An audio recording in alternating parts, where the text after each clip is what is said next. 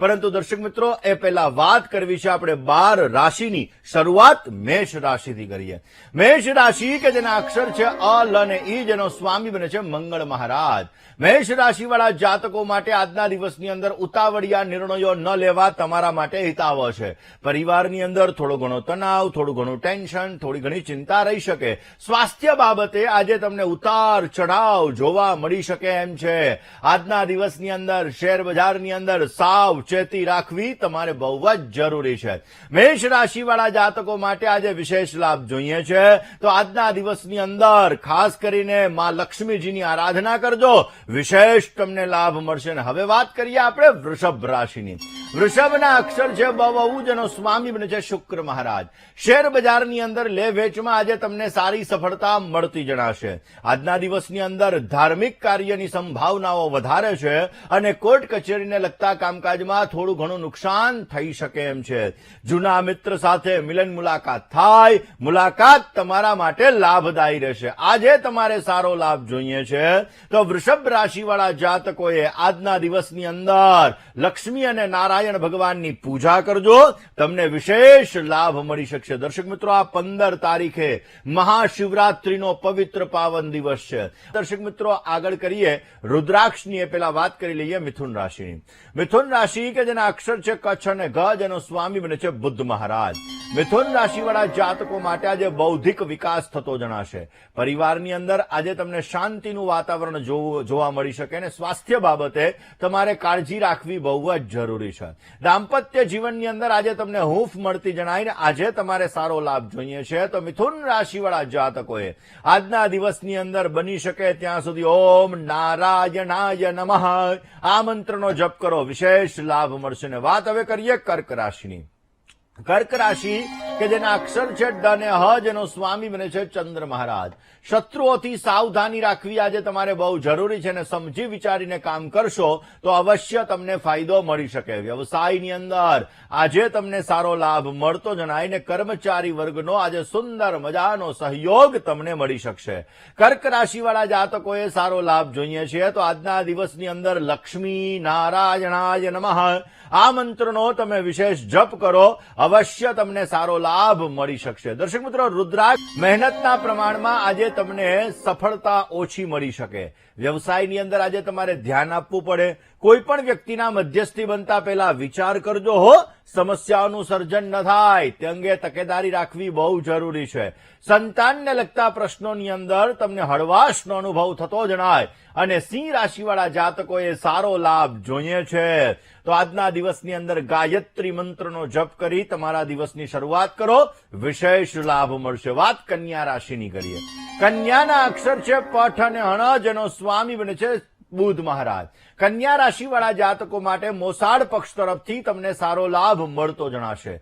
માતાના આશીર્વાદથી તમને શાંતિ મળી શકે. કોઈ પણ વસ્તુ બોલતા પહેલા તમારે ધ્યાન રાખવું બહુ જ જરૂરી છે. સગાવાલાથી આજે તમને સારો લાભ મળે એવા સંપૂર્ણ યોગો જણાઈ રહ્યા છે. કન્યા રાશિવાળા જાતકોએ આજના દિવસની અંદર વિશેષ લાભ જોતો હોય તો તમારા દિવસની શરૂઆત વિષ્ણુ ભગવાનની પૂજાથી કરો, અવશ્ય તમને સારો લાભ મળી શકશે. કોલર મિત્ર સાથે વાત કરવી છે, સમસ્યાનું સમાધાન મેળવવું છે, પરંતુ એ પહેલા 5 મુખી રુદ્રાક્ષની વાત કરીએ. તુલા રાશિની. તુલા રાશિ કે જેના અક્ષર છે ર અને ત, જેનો સ્વામી બને છે શુક્ર મહારાજ. તુલા રાશિવાળા જાતકો માટે ભાઈ ભાંડુથી તમને સારો લાભ મળતો જણાશે. પરાક્રમની અંદર આજે વૃદ્ધિનું પ્રમાણ જોવા મળી શકે અને ભાગ્યોદયની ઉત્તમ તકો તમને પ્રાપ્ત થતી જણાય. સ્વાસ્થ્ય બાબતે તમારે થોડી કાળજી રાખવી બહુ જ જરૂરી છે. તુલા રાશિવાળા જાતકોએ આજે વિશેષ લાભ જોતો હોય તો આજના દિવસની અંદર યસ્ય સ્મરણ માત્રેણ જન્મ સંસાર બંધનાત વિમુચ્યતે નમસ્તસ્મૈ વિષ્ણવે પ્રભ વિષ્ણવે વિષ્ણુ સહસ્રનો પાઠ કરો, વિશેષ લાભ રહેશે. વાત વૃશ્ચિક રાશિની કરીએ. વૃશ્ચિકના અક્ષર છે ન અને ય, જેનો સ્વામી છે મંગળ મહારાજ. ભાગીદારીના કામકાજથી આજે તમને વિશેષ લાભ મળતો જણાશે. વેપારીઓ સાથેના સંબંધોથી પણ તમને સારો લાભ મળી શકે. ઉધારીથી તમારે સાવચેતી રાખવી જરૂરી છે. પૈસા લેવામાં અને દેવામાં થોડીક કાળજી રાખજો, નહીતર સમસ્યાઓનું સર્જન થતું જણાશે. આજે સારો લાભ જોઈએ છીએ તો ઓમ નારાયણાય નમઃ આ મંત્રનો વિશેષ જપ કરો, તમને સારો લાભ મળી શકે. દર્શક, ભાગ્યોદય માટે નવી નવી તકો પ્રાપ્ત થતી જણાશે. ધીરજથી તમારા કામકાજની શરૂઆત કરવી બહુ જરૂરી છે.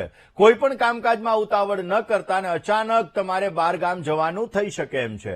ધન રાશિવાળા જાતકોએ સારો લાભ જોઈએ છે તો બની શકે તો ભોળાનાથની આરાધના કરજો, અવશ્ય સારો લાભ રહેશે. અને વાત હવે કરીએ મકર રાશિની.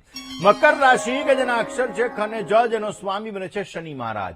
માતાના સ્વાસ્થ્યમાં સાવચેતી રાખવી તમારે બહુ જરૂરી છે. નોકરિયાત વર્ગને ખર્ચનું પ્રમાણ વધી શકે, કોઈ સારા સમાચારની પ્રાપ્તિ થઈ શકે અને પરિવાર સાથે માંગલિક પ્રસંગની અંદર જવાનું પણ થતું જણાય. આજે તમારે સારો લાભ જોઈએ છે તો મકર રાશિ વાળા જાતકોએ આજના દિવસની અંદર વિશેષ લાભ જોતો હોય તો ભગવાન શિવ અને માતા પાર્વતીની આરાધના અવશ્ય આજે કરજો, તમને સારો લાભ. કુંભના અક્ષર છે ગ, શ, શ અને શ, જેનો સ્વામી બને છે શનિ મહારાજ. હરીફાઈ વાળા કામકાજની અંદર આજે તમને સારી સફળતા મળતી જણાય. ભાઈ ભાંડુથી આજે તમને ઉત્તમ લાભ મળી શકે. સંપત્તિને લગતા કામકાજમાં આજે તમને સહયોગ મળતો જણાય.